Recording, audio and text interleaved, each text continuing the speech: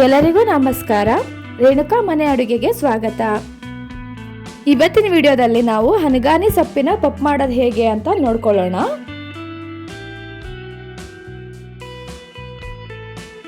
ಮೊದಲಿಗೆ ನಾನಿಲ್ಲಿ ಹನಗಾನಿ ಸೊಪ್ಪನ್ನು ಕ್ಲೀನಾಗಿ ವಾಶ್ ಮಾಡಿ ಇಟ್ಕೊಂಡಿದ್ದೀನಿ. ಸೊಪ್ಪಲ್ಲಿ ನೀರೆಲ್ಲ ಇಳಿದಾದ್ಮೇಲೆ ಅದನ್ನು ಈ ರೀತಿಯಾಗಿ ಚಿಕ್ಕದಾಗಿ ಕಟ್ ಮಾಡ್ಕೊಂಡಿದ್ದೀನಿ. ಇವಾಗ ಕುಕ್ಕರಲ್ಲಿ ಬೇಳೆನ ಬೇಯಿಸ್ಕೊಳ್ಳೋಣ.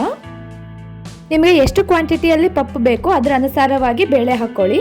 ನಾನಿಲ್ಲಿ ಒಂದು ಚಿಕ್ಕ ಕಪ್ನಲ್ಲಿ 4 ಕಪ್ ಆಗುವಷ್ಟು ತೊಗರಿ ಬೇಳೆನ ಹಾಕ್ಕೊಂಡಿದ್ದೀನಿ. ಹಾಗೆ ಅದನ್ನು ಕ್ಲೀನಾಗಿ ವಾಶ್ ಮಾಡ್ಕೊಂಡಿದ್ದೀನಿ. ಇದರೊಟ್ಟಿಗೆ ಚಿಕ್ಕದಾಗಿ ಕಟ್ ಮಾಡಿ ಇಟ್ಕೊಂಡಿರೋಂಥ ಹನಗಾನಿ ಸೊಪ್ಪನ್ನು ಬೆರೆಸ್ಕೊಳ್ತಾ ಇದ್ದೀನಿ. ಇದರೊಟ್ಟಿಗೆ ನಾನು 2 ದೊಡ್ಡ ಗಡ್ಡೆ ಆಗುವಷ್ಟು ಬೆಳ್ಳುಳ್ಳಿನ ಸಿಪ್ಪೆ ಬಿಡಿಸಿ ಜಜ್ಜಿಟ್ಕೊಂಡಿದ್ದೀನಿ. ನೀವು ಇದಕ್ಕೆ ಸ್ವಲ್ಪ ಬೆಳ್ಳುಳ್ಳಿನ ಜಾಸ್ತಿನೇ ಹಾಕಬೇಕಾಗುತ್ತೆ. ಇದರೊಟ್ಟಿಗೆ 2 ಟೀ ಸ್ಪೂನ್ ಆಗುವಷ್ಟು ಜೀರಿಗೆನೂ ಸೇರಿಸ್ಕೊಳ್ತಾ ಇದ್ದೀನಿ. 2 ಟೊಮೆಟೊನ ಚಿಕ್ಕದಾಗಿ ಕಟ್ ಮಾಡಿ ಹಾಕ್ಕೊಳ್ತಾ ಇದ್ದೀನಿ.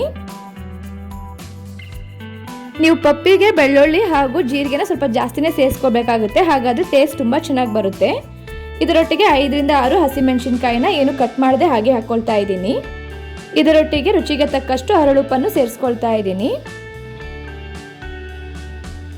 ಅರ್ಧ ಟೀ ಸ್ಪೂನ್ ಆಗುವಷ್ಟು ಅರಿಶಿನ ಪುಡಿನ ಹಾಕ್ಕೊಂಡಿದ್ದೀನಿ.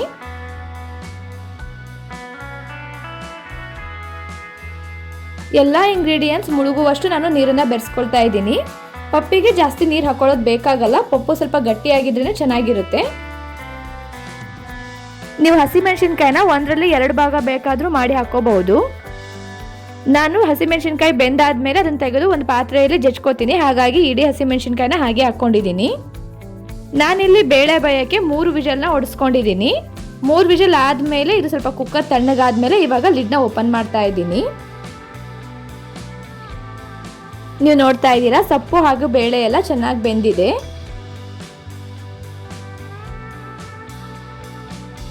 ನಾನು ಇವಾಗ ಇದರಲ್ಲಿ ಹಾಕಿರೋ ಹಸಿಮೆಣಸಿನ್ಕಾಯಿನೆಲ್ಲ ತೆಗೆದುಬಿಟ್ಟು ಸಪ್ರೇಟಾಗಿ ಒಂದು ಚಿಕ್ಕ ಪಾತ್ರೆಗೆ ಹಾಕ್ಕೊಳ್ತೀನಿ.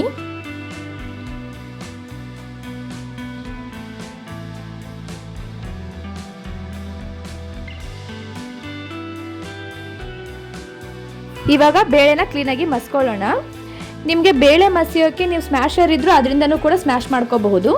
ನಾನಿಲ್ಲಿ ಮಜ್ಜಿಗೆ ಕಡಿಯೋದ್ರಿಂದ ನಾನು ಇದನ್ನು ಈ ರೀತಿಯಾಗಿ ಕಟ್ಕೊಳ್ತಾ ಇದ್ದೀನಿ.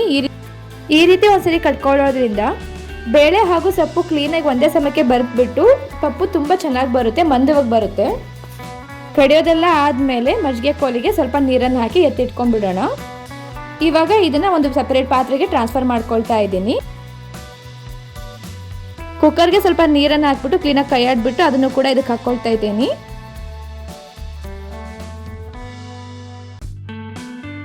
ಬೇಳೆನೆಲ್ಲ ಕ್ಲೀನಾಗಿ ಕಟ್ಕೊಂಡಿರೋದ್ರಿಂದ ಎಷ್ಟು ಮಂದಕ್ಕೆ ಬಂದಿದೆ ನೋಡಿ. ಬೇಳೆ ಹಾಗೂ ಸೊಪ್ಪು ಕ್ಲೀನಾಗಿ ಮಿಕ್ಸ್ ಆಗಿದೆ.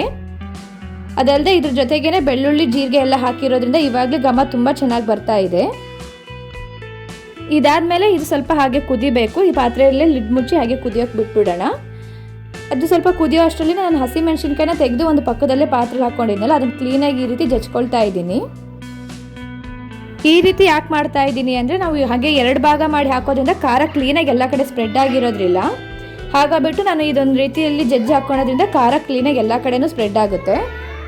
ನಾವು ಮೆಣಸಿನ್ಕಾಯಿನ ಸಾಂಬಾರಿಂದ ಎತ್ತಿಟ್ಟು ತಿಂತೀರ ಅನ್ನೋದಾದರೆ 1ರಲ್ಲಿ 2 ಭಾಗ ಮಾಡಿ ಹಾಕ್ಕೊಂಡ್ರೆ ಸಾಕಾಗುತ್ತೆ. ನಾನಿಲ್ಲಿ ಒಂದು ದೊಡ್ಡ ನಿಂಬೆಹಣ್ಣಿನ ಗಾತ್ರದಷ್ಟು ಹುಣಸೆ ಹಣ್ಣನ್ನು ನೆನೆ ಇಟ್ಟು ರಸ ತಕ್ಕೊಂಡಿದ್ದೀನಿ. ಪಪ್ಪಿಗೆ ಸ್ವಲ್ಪ ಹುಳಿ ಜಾಸ್ತಿ ಹಾಕಿದರೆ ಚೆನ್ನಾಗಿರುತ್ತೆ. ಹಾಗಾಗಿ ಸ್ವಲ್ಪ ಜಾಸ್ತಿನೇ ಹುಣಸೆ ಹಣ್ಣನ್ನು ಹಾಕಿ ಇದು ಸ್ವಲ್ಪ ಕುದಿಯೋ ಅಷ್ಟರಲ್ಲಿ ನೀವು ಇನ್ನೂ ನಮ್ಮ ಚಾನಲ್ಗೆ ಸಬ್ಸ್ಕ್ರೈಬ್ ಆಗಿಲ್ಲ ಅಂದರೆ ಖಂಡಿತ ಚಾನಲ್ನ ಸಬ್ಸ್ಕ್ರೈಬ್ ಮಾಡ್ಕೊಳ್ಳಿ. ಅದರೊಟ್ಟಿಗೆ ಬೆಲ್ ಐಕನ್ನು ಕೂಡ ಪ್ರೆಸ್ ಮಾಡಿ. ಯೂಶ್ವಲಿ ಪಪ್ಪಿಗೆ ಹುಣಸೆ ಹಣ್ಣನ್ನು ನಾವು ಕುಕ್ಕರಲ್ಲಿ ಬೇಳೆ ಕುದಿಯೋಕೆ ಇಡ್ತೀವಲ್ಲ ಅದರೊಟ್ಟಿಗೆ ಹಾಕ್ತಾರೆ. ಬಟ್ ನನಗೆ ಆ ರೀತಿ ಹಾಕಿದರೆ ಊಟ ಮಾಡಬೇಕಾದ್ರೆ ಅದು ಮಧ್ಯದಲ್ಲಿ ಎಳೆ ಬರುತ್ತೆ. ಅದನ್ನೆಲ್ಲ ಪಕ್ಕದಲ್ಲಿ ಎತ್ತಿಟ್ಟು ಮನೇಲಿ ಊಟ ಮಾಡ್ತಾರೆ ಅನ್ನೋ ಕಾರಣಕ್ಕೆ ನಾನು ಹುಣಸೆ ಹಣ್ಣಿನ ಹುಳಿನ ಬಿಡ್ತಾ ಇದ್ದೀನಿ. ಕರೆಕ್ಟ್ ವಿಧಾನ ಅಂದರೆ ನೀವು ಬೇಳೆ ಬೇಯಕ್ಕೆ ಇಡ್ತೀರಲ್ಲ ಅದರೊಟ್ಟಿಗೆ ಎಷ್ಟು ಬೇಕೋ ಹುಣಸೆ ಹಣ್ಣನ್ನು ಕೂಡ ಡೈರೆಕ್ಟಾಗಿ ಹಾಕ್ಬೋದು. ಪಪ್ಪು ಕ್ಲೀನಾಗಿ ಕುದೀತಾ ಇದೆ. ಇಷ್ಟ ಆದರೆ ಸಾಕು, ನಾವು ಗ್ಯಾಸ್ನ ಆಫ್ ಮಾಡ್ಕೊಂಡ್ಬಿಡ್ಬೋದು. ಇವಾಗ ಪಕ್ಕದಲ್ಲೇ ಒಗ್ಗರಣೆ ರೆಡಿ ಮಾಡ್ಕೊಳ್ಳೋಣ. ಒಗ್ಗರಣೆಗೆ ನಾನಿಲ್ಲಿ 1 ಟೇಬಲ್ ಸ್ಪೂನ್ ಆಗುವಷ್ಟು ಎಣ್ಣೆ ತೊಗೊಂಡಿದ್ದೀನಿ. ಎಣ್ಣೆ ಕಾದಾದ ನಂತರ ನಾನು ಇದಕ್ಕೆ ಸಾಸಿವೆ ಹಾಕ್ಕೊಳ್ತಾ ಇದ್ದೀನಿ ಮತ್ತು ಅದರೊಟ್ಟಿಗೆ ಸ್ವಲ್ಪ ಜೀರಿಗೆನೂ ಹಾಕ್ಕೊಳ್ತಾ ಇದ್ದೀನಿ. ಸಾಸಿವೆ ಜೀರಿಗೆ 2 ಚೆನ್ನಾಗಿ ಸಿಡಿದಾದ್ಮೇಲೆ ನಾನು ಕರಿಬೇವು ಹಾಗೂ ಒಣಮೆಣಸಿನ್ಕಾಯಿನ ಸೇರಿಸ್ಕೊಳ್ತಾ ಇದ್ದೀನಿ. ಪಪ್ಪಿಗೆ ಇಷ್ಟು ಒಗ್ಗರಣೆ ಹಾಕಿದರೆ ಸಾಕು, ನೀರುಳ್ಳಿ ಹಾಕೋದು ಬೇಕಾಗಲ್ಲ. ಅದಲ್ಲದೆ ಬೆಳ್ಳುಳ್ಳಿನೂ ನಾವು ಆಲ್ರೆಡಿ ಬೇಳೆ ಕುದಿಯುವಾಗಲೇ ಹಾಕ್ಕೊಂಡಿದ್ದೀವಿ. ಕೊನೆಯಲ್ಲಿ ಒಗ್ಗರಣೆನ ಪಪ್ಪಿಗೆ ಸೇರಿಸ್ಕೊಂಡ್ಬಿಟ್ರೆ ರುಚಿಯಾದ ಪಪ್ಪು ರೆಡಿ ಆಗುತ್ತೆ. ಇದು ರೈಸ್ ಜೊತೆಗೆ ಹಾಗೂ ಮುದ್ದೆ ಒಟ್ಟಿಗೆ ಒಂದು ಒಳ್ಳೆ ಕಾಂಬಿನೇಷನ್ ಆಗುತ್ತೆ. ನೀವು ಮನೆಯಲ್ಲಿ ಈ ರೀತಿಯಾದಂತಹ ಪಪ್ಪನ್ನು ಮಾಡಿಕೊಂಡು ಒಂದ್ಸರಿ ಟ್ರೈ ಮಾಡಿ ನೋಡಿ. ನಾನಿವತ್ತು ಹನಗಾನಿ ಸೊಪ್ಪಿನ ಪಪ್ಪನ್ನು ಬಿಸಿ ಬಿಸಿ ಅನ್ನದ ಜೊತೆಗೆ ಸರ್ವ್ ಮಾಡ್ತಾ ಇದ್ದೀನಿ. ಹನಗಾನಿ ಸೊಪ್ಪು ಕಣ್ಣಿನ ಆರೋಗ್ಯಕ್ಕೆ ತುಂಬ ಒಳ್ಳೆಯದು.